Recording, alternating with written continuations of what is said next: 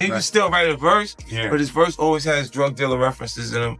Yeah. When he's admitted to being a correctional officer. Okay. In order to be a correctional officer, you have to not have any criminal history. Right. What kind of rich nigga cut his own grass? Why you out there cutting your own grass? You're trying to save money? You don't want to pay for the lawn to get cut, huh? Let me ask you The this. AC broken in the motherfucker. Let me ask you this. That's 50 in the Illuminati? Of course not. You can't dress. I saw you in that blue suit the other day too with them shoes on, boy. Stacey Adams turning over in their grave. We ain't high like Rick Ross in the airport neither. We flying commercial. They see me pumping gas, it's over. 50 Cent has spent years trying to prove that Rick Ross isn't who he says he is. Now the internet is doing it for him. Economy class flights, questions about whether his AP watch is even real, empty seats at recent shows. And 50 is sitting right at the center of it, amplifying every single piece of it with the precision of a man who has been waiting over a decade for exactly this moment. Let's break down how we got here and whether the broke narrative actually holds up. To understand why this is landing the way it is, you need the history. The beef between 50 and Ross goes back to 2008 and 2009, and it started with something that struck directly at the foundation of Ross's image. 50 publicly exposed that before Rick Ross became the boss, before the Maybach music empire, William Leonard Roberts II had worked as a correctional officer at a Florida state prison. In a culture where authenticity is the actual currency, finding out that the man built around the drug lord aesthetic had spent years on the opposite side of the system was the kind of revelation that could unravel everything. Ross denied and deflected, and his commercial success continued strong enough that the seed of doubt never fully took root.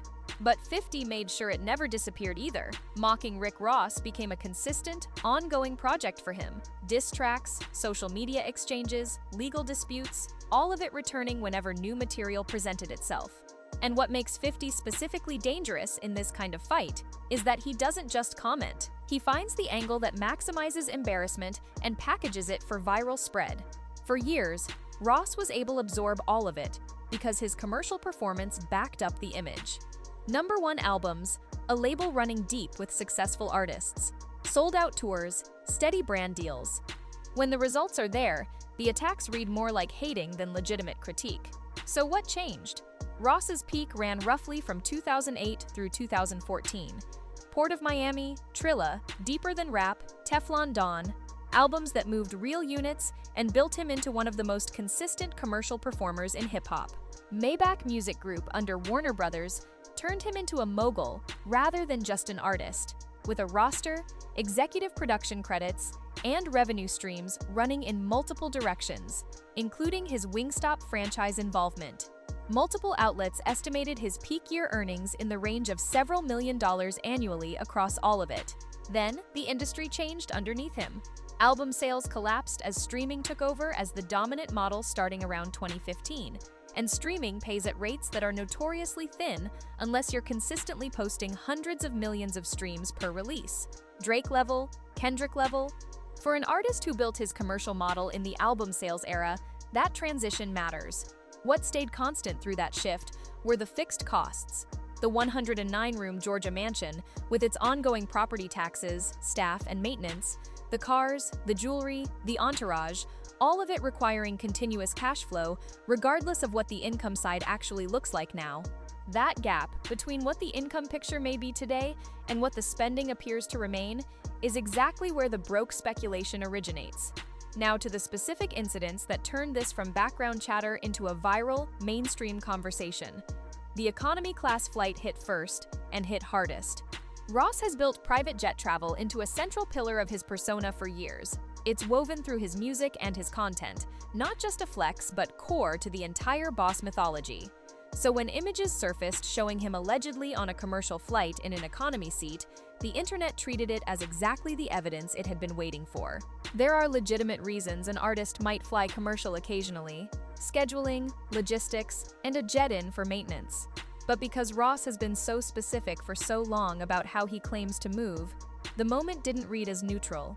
It read as Exhibit A, 50's reaction was immediate and surgical, and it landed harder than a standalone joke because he tied it directly back to the corrections officer history and the broader pattern he's been building publicly for over a decade.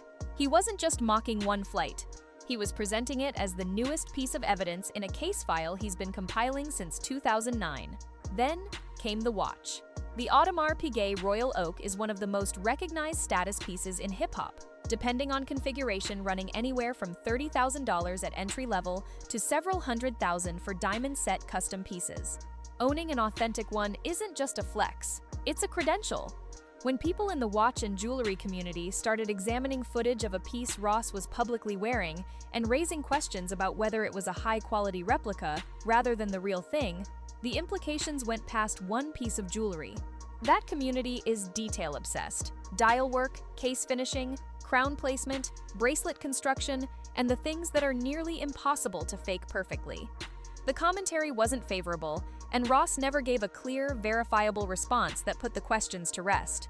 Combined with the economy flight, the picture started forming of someone whose actual financial reality might not be keeping pace with the image still being projected. Then, the touring numbers entered the conversation, and this is where things get more concrete. At Ross's level, live performance is typically the most reliable income stream left in the current music landscape. Album sales are a fraction of what they were. Streaming pays low per-play rates, but a strong headlining run can still net millions. Reports from fans attending recent shows and people tracking ticket availability pointed to venues not reaching capacity, prices getting discounted significantly in the final hours before doors opened, and crowds smaller than you'd expect from an artist with Ross's name recognition. No single date proves anything on its own. Market selection, timing, and local promotion all factor in. But a pattern across multiple markets, stacked on top of the flight and the watch, becomes much harder to write off as isolated noise. And underperforming tour dates aren't just less profitable. Given the fixed costs of crew, production, and venue guarantees, they can actively operate at a loss.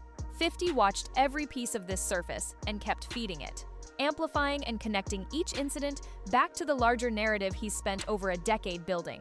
What makes this fight specifically lopsided is the foundation each man is standing on. 50's own story has survived serious scrutiny. Shot 9 times, came up out of Southside Queens, built a record deal worth tens of millions, turned G-Unit and a vitamin water partnership reportedly worth $60 to $100 million into verifiable wealth, then built real, documented success with Power and its spin-offs. When he calls someone out, he's doing it from a position that can withstand examination. Ross's foundation was always more constructed. The drug lord persona depended on the audience accepting the presentation without too much scrutiny, which made it more vulnerable the moment real scrutiny actually arrived. And the scrutiny available today is nothing like what existed even 15 years ago. A clip of a rapper flying economy reaches 10 million people in a day. A watch expert's frame-by-frame breakdown gets millions of views. A fan's photo of empty seats spreads instantly. 50, who was one of the earliest people to understand social media as a weapon, isn't just reacting to these moments anymore. He's engineering how far they travel. Here's the part that matters most going forward. Even if every individual claim got fully debunked tomorrow, the watch proven authentic, the flight explained as a one-off, the tour numbers shown to be exaggerated, the broke narrative would likely keep circulating anyway. Once a frame like this takes hold publicly, new evidence tends to get filtered through it rather than replacing it. Ross's options from here are limited. He can keep posting the same flexes and hope enough positive content drowns out the noise. He can try to directly address the questions with verifiable proof, which carries its own risk if anything in that transparency doesn't hold up. Or he can shift the brand towards something that doesn't depend so heavily on projecting wealth in the first place. A real pivot this late in a career is genuinely difficult to pull off. What he almost certainly cannot do is make 50 stop, because 50 isn't doing this for money or for any outcome Ross could offer him. It's personal, and it's become part of his identity. As long as the internet keeps generating material, he's going to keep using it. At the core, this isn't really about whether Rick Ross is broke. It's about whether an image built entirely on projected wealth can survive in an era where that projection is under more scrutiny than it's ever faced. Hip-hop has watched some artists survive an image crisis like this.